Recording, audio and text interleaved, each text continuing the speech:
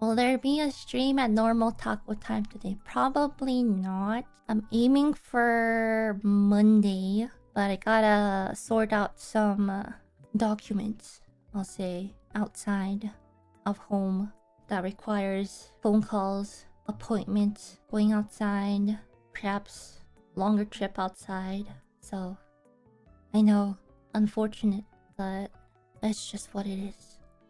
And I just want to have everything, all the bases covered this time so that nothing goes wrong while I'm in Japan for a couple of months again. So there's that. Yeah, a lot of, let's say, additional paperwork that needs to be done. So I will try to get at least 3 streams in a week, each week rather, until I go to Japan and I'm settled and then I can stream normally again. But there might be a chance where I have to go for a short travel to get everything done perfectly. So, such a headache being human. I've sorted out everything, or most of the things, I think. I just gotta figure out a couple of things, like if I can survive with the PC the company will lend me, or do I invest and just get a quality PC? Stuff like that too. Should really move to Japan already. I mean, I've considered it, but at the same time, like, it's not like I don't have monthly fees for my current place. Like, no matter what, there's gonna be, you know, maintenance fees, monthly maintenance, utilities, taxes, etc. It's not like they disappear while I'm out of the country. So it's like basically, what should I say? If anything, like my monthly costs will be tripled because, let's be real, rent in Tokyo is not cheap. Like, it's just the monthly costs, not to mention, you know, any other costs that come with it. I mean, on the plus side, I mean, food costs will be down in Japan. Food is cheaper and yen is lower. But like, I've done the calculations. I've punched in the numbers to compare, and in the end, traveling does come lower in the end, because rent alone, like monthly rent alone, is pretty high. 14-hour flights are rough, but to me, honestly, any flight that's probably longer than 2 hours is pretty much the same to me. And I also realized with the previous trip that I do feel homesick, because I've explained to you guys how I have perfected, or almost perfected, like living comfortably over time with my setup and stuff. And usually, like, even if I get, you know, the PC and stuff provided, it's just not the same. Sometimes, you know, the desk is too small, the chair is not as comfortable, or, you know, there's not enough space to fit both my laptop and monitors, etc. So I am okay with, like, what should I say, adapting to my environment. But I do feel, you know, I do miss, you know, where everything is catered towards my needs in a way. Cover should provide something close to work housing.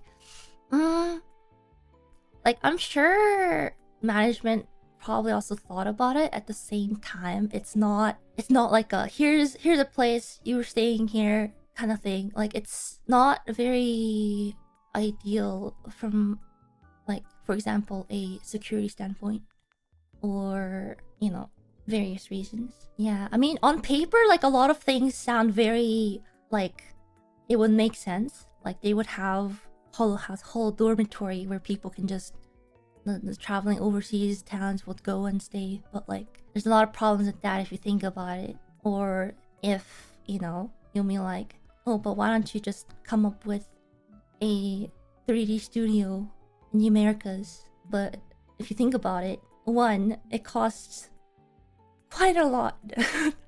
Quite a lot to build a 3D studio. Two, if it was built, for example, with slightly lower spec equipment and stuff.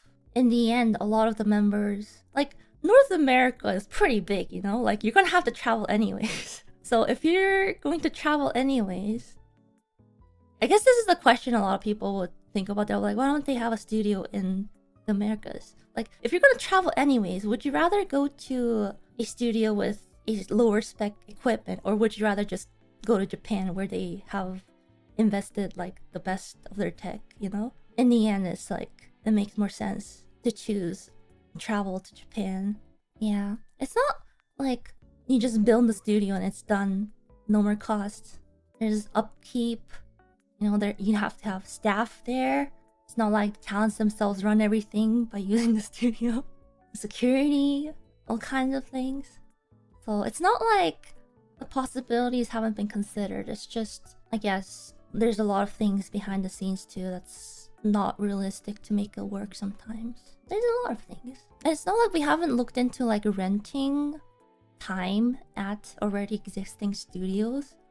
But like, I have to say, the costs in the Americas, in Europe too, I think Kiara looked into that before, is quite high. renting is quite expensive. It's like basically the same as like music rights to copyright. I saw that Iris talked about it a little bit, but like to sing one English song, it probably costs depending on how you use it, especially since, you know, our lives are monetized too. It probably costs, I don't know, nearly as much as the entire live. Who knows? Way too much. Many digits. It's also a problem with translated lyrics as well. Like we'd have to ask permission to officially translate it or use official translations and stuff. There's a lot of you know, hoops to get through that I guess some don't know about too. A lot of hoops. And sometimes you weigh the options and in the end it's like it's not really worth it. Sometimes it's worth it. Sometimes it's already available. But you know, it's not like we don't look into it. It's just, I guess, we don't really say it unless it comes up. Time and money, the foundation of society. Do you think it's easier for non-corporate VTubers, content creators? I don't think it's easier per se, but you have to know that all fan creations, secondary creations, are always in the gray zone. Of course, if you have, you know, bigger influence, it is more important for you to follow the procedures as strictly as possible so it doesn't become a problem. But that's a whole different discussion altogether, I feel.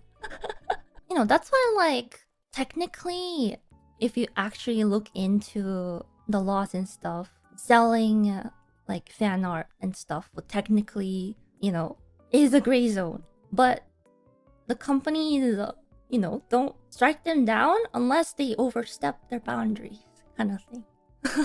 Like, there are situations where, you know, the IP owners will step in, but copyright and stuff and everything is just complicated. But just know that as a bigger entity, I guess, corporation too, to have, you know, let's just say like one person's action might, you know, make it difficult for everyone involved in a way.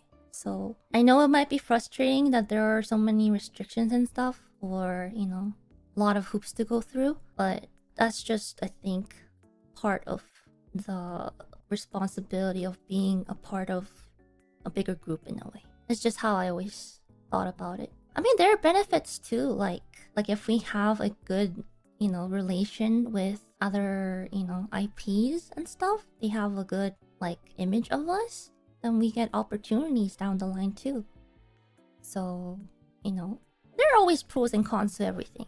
It's always hard to find the balance, but finding a way to make everything balance and work, I guess, comes with the job. My train of thought is going places, but I'm just thinking See, this is what I do too. I'm filtering out things so that things don't use two negatives in a sentence. Things make sense. There we go. I was about to say things don't not make sense. No, things make sense. Ina is forming a thought. I should have a little gif that pops up whenever I'm thinking. The loading gif.